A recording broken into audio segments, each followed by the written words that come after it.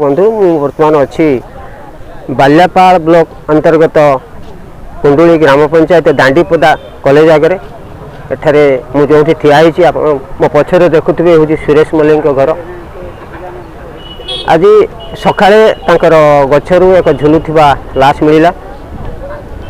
यह हूँ से दांडीपदा जोठी एक अपमृत्यु घटना घटी से अपमृत्यु घटना चारिआडे चांचल्य सृष्टि करिछि। दर्शक बंधु बाल्यापाड़ ब्लॉक सिंगला थाना अंतर्गत कुंडुली ग्राम पंचायत रे एही दांडीपदा अवस्थित। एही दांडीपदा कॉलेज सामने सुरेश मल्लिक घर। सुरेश मल्लिक बाहर रही काम करी परिवार प्रतिपोषण करे। सुरेश मल्लिक किछि दिन धरी घर को आसीथिबा बेले गत प्राय 7/5/2026 गुरुवार सकाळे सकाळे ग्राम चारिआडे प्रचार होइतिला सुरेश मल्लिक बेकरे रसी लगाई मृत्युवरण करिछि। यहाँ पर सुरेश मल्लिक घर को ग्रामवासी मानकर सुआ छुटीला। ग्रामवासी माने सुरेश घर को जाई सुरेश परिवार वर्ग को सुरेश मृत्युर घटना विषय पचारिथिले।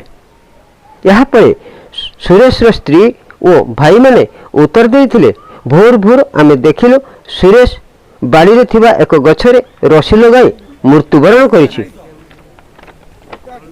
दर्शक बंधु एठारे किंतु ग्रामवासी माने सुरेश मृत्युर शरीर को एक मशीन शुआ जाइथिबा देखिबा परे तांकर मनरे एक शंका जागी उठितिला। ग्रामवासी माने मनरे उंकी मारिथिला सुरेश केभे फांसी घिनी मरी नाही, ताको कौनसी आतताई हत्या करिछि। ग्रामवासी को मनरे एक संदेह उपजिथिला। ग्रामवासी माने तुरंत सिंगला पुलिस को खबर देइथिले। सिंगला पुलिस सेठारे पहुंचीबा परे लोकों को सांत्वना देवा सह सुरेश लाश को जबत करी पोस्टमार्टम पाई बस्ता डाक्तरखाना पठाइथिले एवं सुरेश रहस्यजनक मृत्युर घटना विषय तदंत जारी रखी अछंती। दर्शक बंधु सेठारे थिबा समस्त सांबादिक बंधु माने सुरेश मल्लिकर परिवार वर्ग को सुरेश मल्लिकर मृत्युर कारण कौन पचारिबारु सुरेश मल्लिकर परिवार वर्ग कैमरा सामने कौनसी मंतव्य देवे नहीं बोली मना करथिले। यहाँ पर सांबादिक बंधु माने जनसाधारण मंतव्य लोड़ीथिले।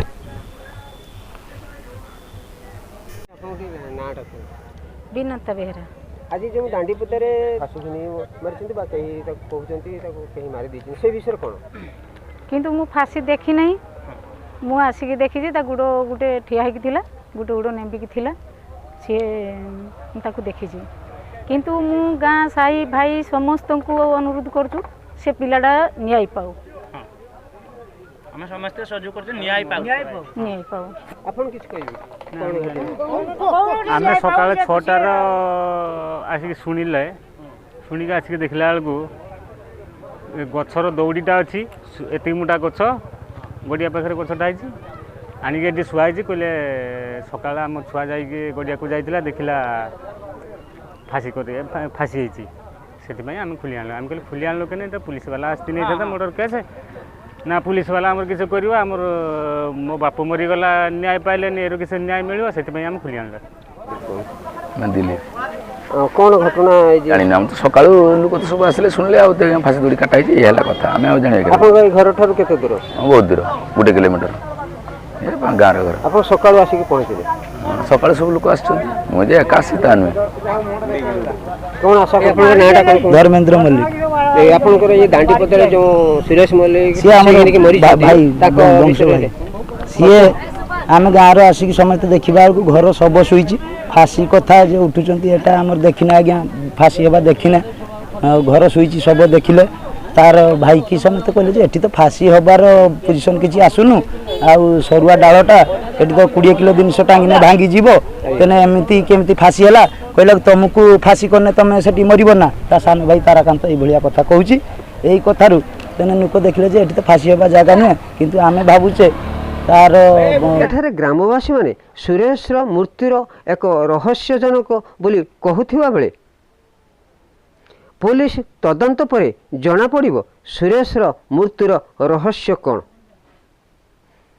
ଦାଣ୍ଡିପଦା କଲେଜ ସାମ୍ନାରୁ ମୁଁ ରୋହିତ କୁମାର, KM ନ୍ୟୁଜ୍ ସ୍ୱାଭିମାନ।